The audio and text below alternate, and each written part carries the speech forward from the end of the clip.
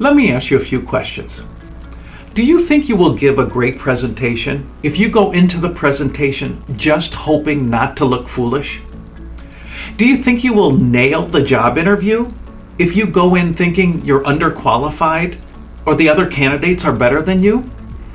Do you think you will sell your product or service when you are convinced in your mind that the customer won't buy? I want to make 2 points at the beginning of this video. Point number 1, there is a direct correlation between confidence and success. And point number 2, I am convinced that most people struggle with lack of confidence and self-doubt rather than overconfidence. I know I do. Abraham Maslow once said, "The story of the human race is the story of men and women selling themselves short." So in this video, I want to share with you 3 ways to cultivate a healthy self-confidence. And at the end of the video, I want to share with you 1 thing to avoid because it will diminish your self-confidence. Hi, I'm Dale Gilbert, and this is another Accelerating Excellence Insight. The first way to cultivate a healthy self-confidence is to manage your mind. Years ago, I was asked to speak at a conference.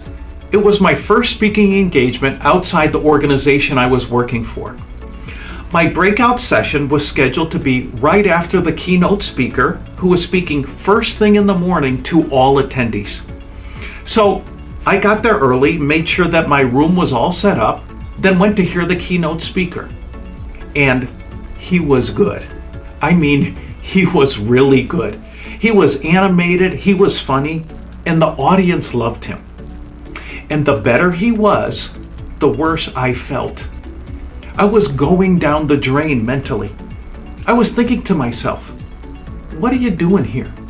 Who do you think you are? You are completely out of your league. And so I knew that I needed to intentionally and quickly redirect my thoughts.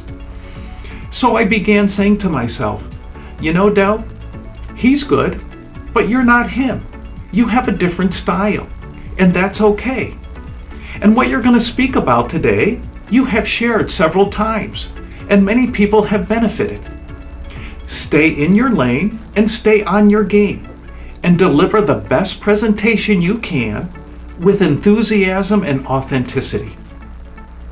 A couple months later, I got a call from the organizer of the conference asking me to be the keynote speaker at the next year's conference. Now, I don't tell you that story as a humble brag. My point is this: much of self-confidence comes down to managing your mind. I want to encourage you not to believe everything you think. Challenge your thoughts. Here are some good questions you can ask yourself. Are my thoughts helping me or hurting me? Are my thoughts encouraging or discouraging? Do my thoughts lead to flourishing or languishing? Remember, you can't thrive tentatively. Here's the deal.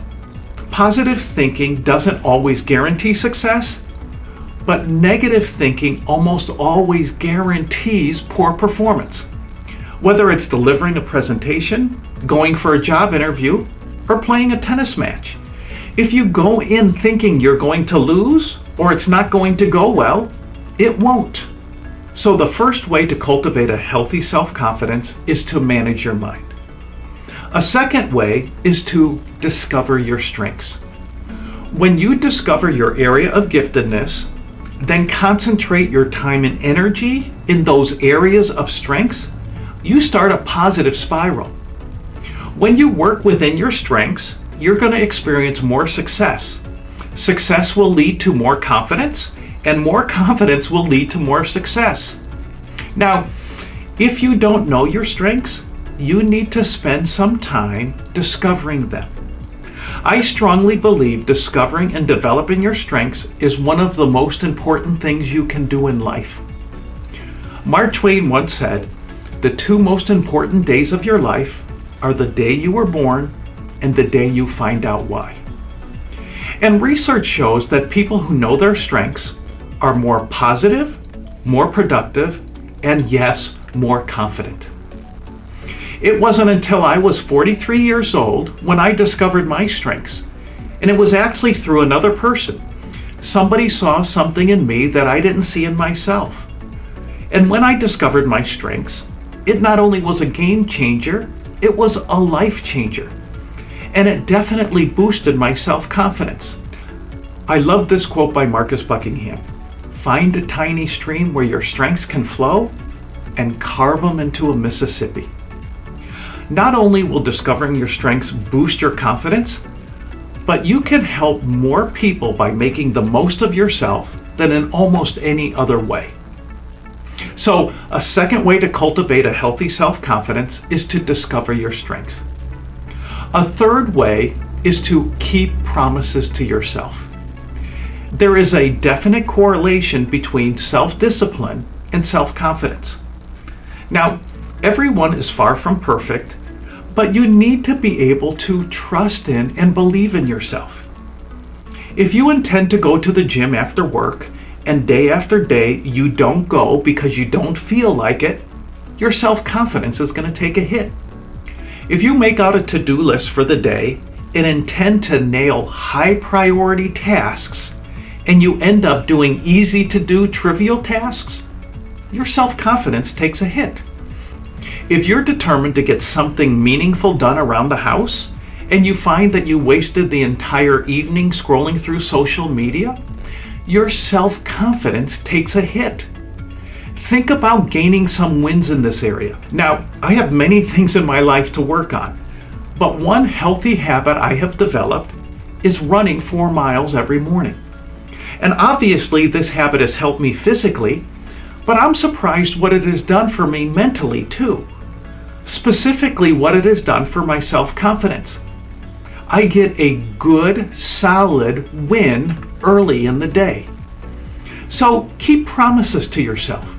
Be willing to do things that others are unwilling to do. Now, for the one thing to avoid that will diminish your self-confidence. Avoid comparing yourself to others. We as humans have a tendency to compare ourselves to others who have it better than us, who are farther along than us, or who have different skills than us. I know that I tend to compare myself with guys who have more hair than me. And I tend to compare myself with entrepreneurs who have a bigger following or more people on their email list. But most of them have been doing it for a long, long time. I just started my business a few years ago. Remember this. Never compare your beginning to someone else's middle. When you compare yourself to others, you either develop an inferiority complex or a superiority complex, and neither are healthy. And when you compare yourself to others, the one thing you don't do is build a healthy self-confidence. Focus your time and energy on being and doing your best. So let's review the 3 ways to cultivate a healthy self-confidence. Number 1, manage your mind. Make your thinking work for you, not against you. Number 2, discover your strengths. And number 3, keep promises to yourself. This will reinforce your self-belief and avoid comparing yourself to others. There is a crucial link between confidence and achievement. Henry Ford famously once said, "Whether you believe you can or you believe you can't, you're right." And in many ways, it's true. People tend to become what they think of themselves. Remember, it's impossible to consistently behave in a way that is inconsistent with the way you see yourself. Choose to think about yourself in ways that will contribute to your success. As Alan Weiss has said, the first and most important sale is always to yourself. I'm Dale Gilbert, and this is another Accelerating Excellence Insight.